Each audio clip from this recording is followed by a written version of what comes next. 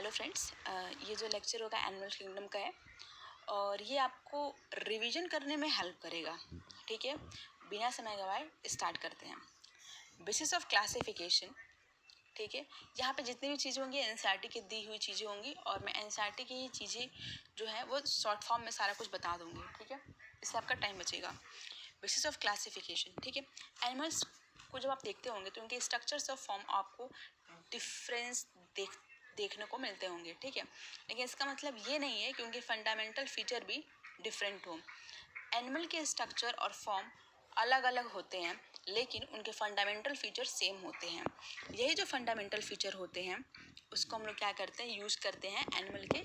इसको हम लोग किस लिए यूज़ करते हैं, एनिमल के क्लासिफिकेशन में हम लोग यूज़ करते हैं। ठीक है, अब बात करते हैं लेवल ऑफ ऑर्गेनाइजेशन। जितने भी एनिमल्स होते हैं उनके पास जो पैटर्न ऑफ ऑर्गेनाइजेशन होता है वो सेम नहीं, उनके पास जो पैटर्न ऑफ ऑर्गेनाइजेशन होता है वो सेम नहीं होता है। ठीक है, अलग अलग तरीका पैटर्न होता है, जैसे सेलुलर पैटर्न हो गया, टिश्यू का हो गया, ऑर्गन हो गया और ऑर्गन सिस्टम हो गया। ठीक है, सेलुलर क्या होता है, इसमें जो सेल्स का अरेंजमेंट होता है वो लूजली अरेंज होता है, ढीला ढाला। ठीक है, लूज सेल एग्रीगेट्स। और इसका एग्जाम्पल क्या है, इसका एग्जाम्पल है स्पंज। फिर आता है टिश्यू। टिश्यू में क्या होते हैं, सेल्स का जो अरेंजमेंट होता है वो कॉम्प्लेक्स होता है। फिर आता है ऑर्गन, फिर उसके बाद से ऑर्गन सिस्टम।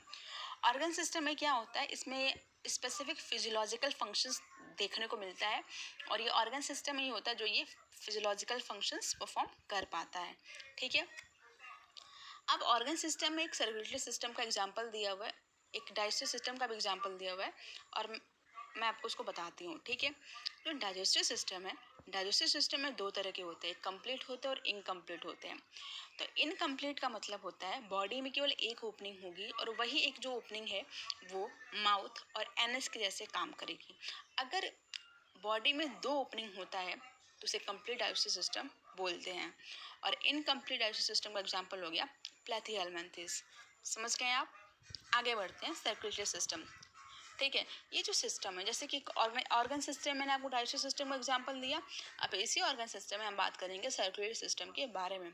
सर्कुलेटरी सिस्टम में ओपन होता है सर्कुलेटरी सिस्टम और क्लोज होता है। ओपन का मतलब होता है जो हार्ट से जो ब्लड पंप हो रहे हैं वो बाहर होते हैं। मतलब क्या होता है, हमारे अंदर जो हार्ट से ब्लड पंप होकर कहाँ जाते हैं, वेसल्स में जाते हैं, लेकिन इनके अंदर क्या होते हैं, सेल्स या फिर टिश्यू के ऊपर गिर जाते हैं। तो इसलिए कहा गया है कि जो सेल्स और टिश्यू होते हैं वो नहाते हैं। किस में नहाते हैं, ब्लड में नहाते हैं, जो ओपन सर्कुलर सिस्टम वाले एनिमल्स होते हैं उनमें। ठीक है, क्लोज सर्कुलर सिस्टम में क्या होता है, इनमें जो ब्लड का सर्कुलेशन होता है वो किस में होता है, वेसल्स में होता है। लेकिन ओपन में क्या होते हैं, इसमें वेसल्स में नहीं होता है, क्योंकि इसमें सेल्स और टिश्यू ब्लड में ही नहाते हैं। समझ गए? अब बात करते हैं सिमेट्री के बारे में। तो जो एनिमल्स में जो सिमेट्री होती है, मतलब देखने को मिलती है, वो किसी में एसिमेट्रिकल, किसी में रेडियल, किसी में बायलैटरल। तो एसिमेट्रिकल क्या होता है, जब बॉडी के सेंटर से जाने वाली प्लेन जब बॉडी को डिवाइड नहीं कर पाती है उन्हें क्या कहते हैं, एसिमेट्रिकल। और इसका एग्जांपल क्या है, स्पंज। अगर बॉडी के सेंटर से जाने वाली प्लेन बॉडी को दो इक्वल हाफ में डिवाइड कर लेती है तो हम कहते हैं बायलैटरल। वो तभी कहेंगे बायलैटरल जब केवल एक ही प्लेन, मतलब उस बॉडी से केवल एक ही प्लेन सेंटर से जा उसको डिवाइड कर पाए तभी बायलैटरल कहेंगे। ठीक है, लेकिन कभी कभी क्या होता है, ऐसे एनिमल्स होते हैं जिनके बॉडी के सेंटर से कैसा भी प्लेन पास कर दो, कोई भी प्लेन पास कर दो, बॉडी को इक्वल हाफ में डिवाइड तो कर ही देगा। ठीक है, उसे क्या कहेंगे, बायलैटरल। ठीक है, तो सॉरी उसे क्या कहेंगे, उसे क्या कहेंगे, रेडियल कहेंगे। ठीक है, तो एसिमेट्रिकल एग्जांपल क्या है, स्पंज। रेडियल का एग्जांपल क्या है, सिलेंट्रेटा, टिनोफोरा, इकानोडर्मेटा। ठीक है, बायलैटरल का एग्जांपल क्या है, जितने भी एनालिडा हैं और उनके आगे आने वाले जितने भी हैं, जैसे Annelida, arthropoda, Mollusca, Echinodermata, hemichordata, chordata. तो ये जितने भी हैं किस में आएंगे, बायलैटरल सिमेट्रिकल में आएंगे। अब बात करेंगे एम्ब्रियोनिक लेयर के बारे में। ठीक है, मतलब एम्ब्रियोनिक लेयर आपको, आप जानते हैं जो एक्टोडर्म, मेसोडर्म, एंडोडर्म। ठीक है, ये क्या हो गए, एम्ब्रियोनिक लेयर्स हो गए। ठीक है, अब देखिए, अब डिप्लोब्लास्टिक क्या होता है, ट्रिप्लोब्लास्टिक क्या होता है, उनका क्या रिलेशन है एम्ब्रियोनिक लेयर से, आइए समझते हैं। तो देखिए, जो एक्टोडर्म और एंडोडर्म होता है, ऐसे एनिमल्स जिनमें एक्टोडर्म होता है और एंडोडर्म्स होते हैं उन्हें क्या कहेंगे, डिप्लोब्लास्टिक। तो आप सोचेंगे क्या मेसोडर्म नहीं होता है?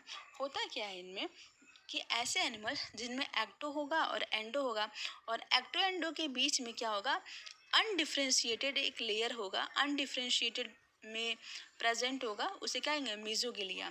जब एक्टो एंडो के बीच में अनडिफ्रेंशिएटेड लेयर होगा तो उसे क्या कहेंगे, डिप्लोब्लास्टिक।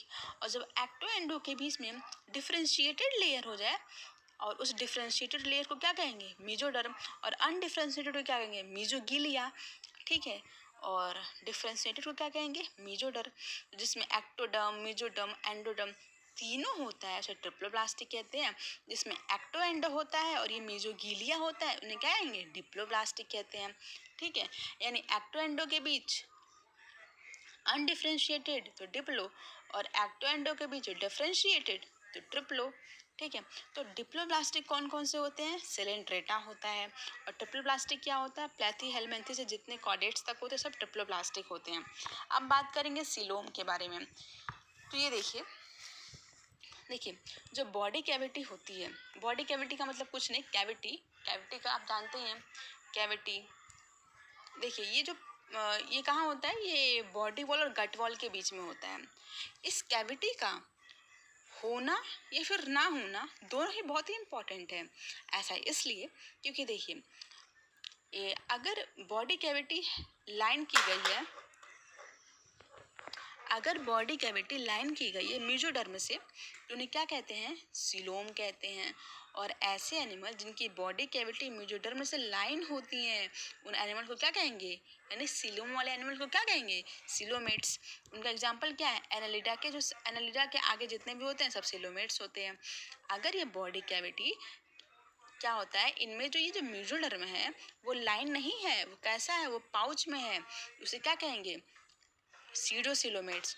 और कैसा है, स्कैटर्ड है, उन्हें क्या कहेंगे, सीडोसिलोमेट्स। इसका एग्जांपल क्या है, एस्केल हेलमिन्थेस। फिर बात करते हैं अगर बॉडी कैविटी जो है वो एब्सेंट है यानी है ही नहीं तो उसे क्या कहेंगे, एसिलोमेट्स। एग्जांपल क्या है, प्लेथीहेल्मिन्थेस। ठीक है, अब आगे देखिए, अब सेगमेंटेशन आता है। अगर बॉडी जो है डिवाइड की गई है, अगर जो बॉडी है डिवाइड की गई है एक्सटर्नली और इंटरनली सेगमेंट्स में, ठीक है, और उनमें क्या होगा, ऑर्गन्स का भी रिपीटेशन होगा, सेम ऑर्गन्स का भी रिपीटेशन होगा, तो उसे क्या कहते हैं, सेगमेंटेशन कहते हैं। जब बॉडी एक्सटर्नल इंटरनली सेगमेंट्स में डिवाइड हो जाए, हमको कुछ ऑर्गन का मतलब लगातार रेपिटेशन देखने को मिले तो क्या बोलेंगे, उन्हें सेगमेंटेशन कहते हैं। ठीक है, एग्जाम्पल क्या है, अर्थवॉर्म। अर्थवॉर्म में इस तरह का पैटर्न देखने को मिलता है, और इस तरह के पैटर्न को बेसिकली अर्थवॉर्म में ही क्या कहेंगे, और किसी में नहीं, अर्थवॉर्म में क्या कहेंगे, मेटामेरिक सेगमेंटेशन। और इस फिनोमिना को क्या कहेंगे, मेटामेरिज्म। पैटर्न को क्या कहेंगे, मेटामेरिक सेगमेंटेशन, और फिनोमिना को क्या कहेंगे, मेटामेरिज्म। ठीक है, अब बात करते हैं नोटोकॉर्ड्स। नोटोकॉर्ड क्या होता है, आपके बॉडी के डोर्सल साइड एक रॉड स्ट्रक्चर होता है, और जो किसका बना होता है, मेसोडर्म का बना होता है। ये भी एम्ब्रियोनिक लेयर होता है। ठीक है, तो जैसे एम्ब्रियोनिक लेयर का जो बीच वाला होता है ना, एक्टोडर्म, मेसोडर्म, एंडोडर्म, तो यही मेसोडर्मली डिराइव्ड है। कहाँ प्रेजेंट होगा, डोर्सल साइड। कैसा होगा, रॉड तरह का। तो जिनके बॉडी में ऐसा कुछ देखने को मिलता है हम कहते हैं भाई वो तो नोटोकॉर्ड वाले हैं।